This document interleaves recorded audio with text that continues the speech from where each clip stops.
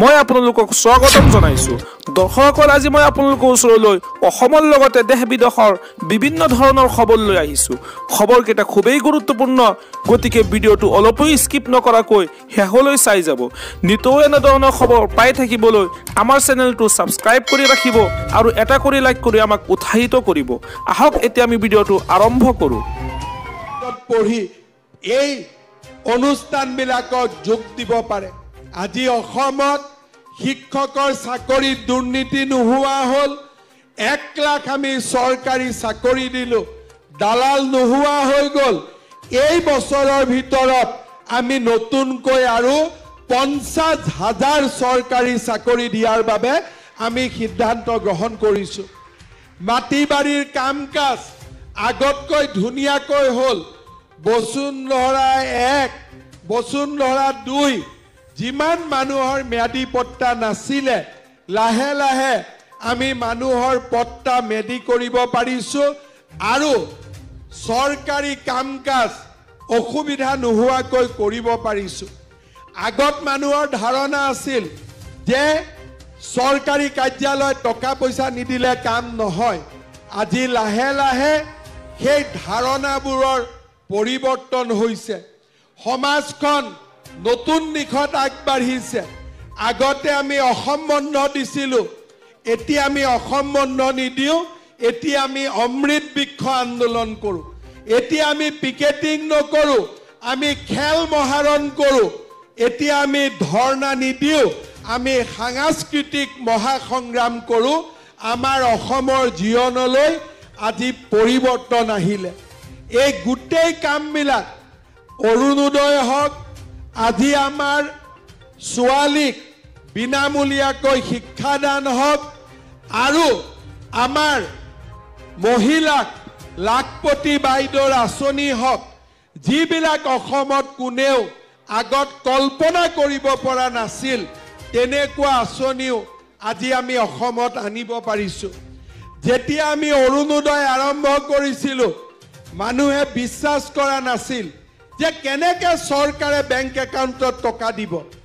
লাহে কৰি 830 টকা 1250 টকা হ'ল। এতিয়া কংগ্ৰেছৰ মানুহেও কয় যে মোক এটা অৰুণোদয় দিয়ক বুলি, হয় নে নহয়? তাৰমানে আজি কংগ্ৰেছৰ পৰিয়ালকো অৰুণোদয় লাগে। তাৰমানে মানুহে বিশ্বাস কৰে যে অৰুণোদয় আঁচনি আছে আৰু এনেকে 1250 টকা মাহৰ 10 তাৰিখে বেংকৰ একাউণ্টত জমা হ'ব পাৰে। এইবাৰ আমি কি সিদ্ধান্ত লৈছো যে যোন যোন পৰিয়ালৰ অৰুণোদয় নাছিলে, এইবাৰ আমি সকলো পৰিয়ালকে এটাকৈ আমি অৰুণোদয় আঁচনি দিয়াৰ বাবে সিদ্ধান্ত গ্ৰহণ কৰিছো। শ্ৰদ্ধাৰ ৰাইজ, আমাৰ মাজত বহুত পৰিয়াল আছে যাৰ ঘৰত এটাও চৰকাৰী চাকৰিয়াল নাই। যাৰ ঘৰত আছে আছে, যাৰ ঘৰত নাই নাই। এইবাৰ আমি কি সিদ্ধান্ত লৈছো, যেতিয়া আমি 50,000 চাকৰি দিম, এটা পৰিয়ালতে 2-3টা চাকৰিৰ পৰিৱৰ্তে প্ৰতিটো পৰিয়ালে যাতে চাকৰি পাব পাৰে, সেইকাৰণে এইবাৰ আমি এটা নতুন নিয়ম আনিছো যে যাৰ ঘৰত এটাও চৰকাৰী চাকৰি নাই, তাক আমি পৰীক্ষাত 10 নম্বৰ আমি এনেই দি দিম, যাতে চাকৰি নাথাকা পৰিয়ালৰ ঘৰতো চাকৰি পাব পাৰে। ভাৰতত কোনেও এইবিলাক কথা চিন্তা নকৰে। পৰীক্ষাৰ ৰিজাল্ট দিয়ে, এটা ঘৰতে 3টাই চাকৰি পায়, কাষৰ মানুহজনৰ ঘৰত চাকৰি নাই। আমি কৈছো ঠিক আছে, কিন্তু যাৰ ঘৰত চাকৰি নাই তাক আমি 10 নম্বৰ এক্সট্ৰা দি দিম, যাতে চাকৰি নোপোৱা মানুহৰ ঘৰতো চাকৰি পোৱাৰ ব্যৱস্থা হ'ব পাৰে। নতুন নতুন কথা আমি চিন্তা কৰিছো। আমি যেতিয়া অসমত অৰুণোদয় উলিয়ালো, বাহিৰৰ ৰাজ্যৰ পৰা অৰুণোদয় চাব আহিলে।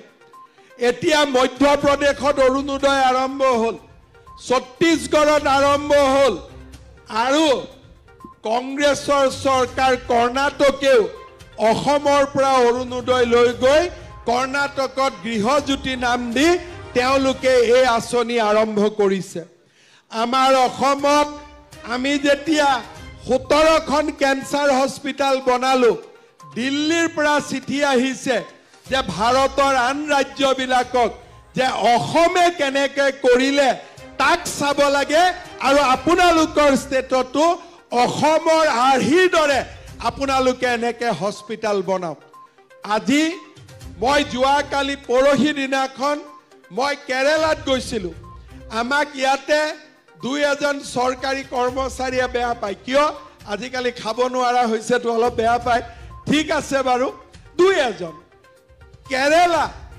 এতিয়ালৈকে চৰকাৰী কৰ্মচাৰীয়ে 10% দিয়ে পোৱা নাই অসমত চৰকাৰী কৰ্মচাৰীয়ে 50% দিয়ে আজি পাই আছে আজি আমাৰ সদনত কিছুমান মানুহে কয় যে অসমত মূল্য বৃদ্ধি হৈছে হয় হ'ব পাৰে কিন্তু যোৱাকালি মই কেৰেলাত গৈ পৰহি সুধিলোঁ যে কেৰেলাত পেট্ৰলৰ লিটাৰ কিমান তেওঁলোকে ক'লে 106 টকা আমাৰ ইয়াত লিটাৰ কিমান 98 টকা কম্পিউটাৰত চাই ল'ব কেৰেলা পশ্চিমবংগ ৰাজস্থান এইবিলাকত পেট্ৰলৰ দাম হ'ল 106 টকা আৰু আমাতকৈ কিমান ধনী ৰাজ্য আমিতো ক'ত আছো সৰু ৰাজ্য এখন আমি কিন্তু আমাৰ দৰে সৰু ৰাজ্য এখনে কলিকতাতকৈ আমি পেট্ৰল মানুহক 8 টকা কম দামত দিওঁ আমি